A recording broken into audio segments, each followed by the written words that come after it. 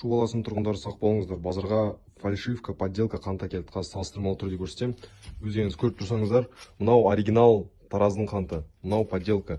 Подделка өзі бушный мешокқа салынады. Қараңыздар, ішінде салафан жоқ, ешқандай қағазы жоқ. Егер таза оригинал Тараздың қантын көрсеңіз, ол ішінде арнайы салафановый пакетке салынады, сосын биркасы болады. Сыртынан наполнениесінің өзі Тараздың қантынан қарағанда пәзде болып келеді. Егер жақсылап тұрына қарасаңыздар, мына ішінде салафановый упаковка жоқ. Ал оригиналдың ішінде салафановый упаковка бар, яғни ішіндегі қант таза заводтан шыққан. Осы подделка қанттың переплетінің өзі жай машинкамен жасалынған переплет.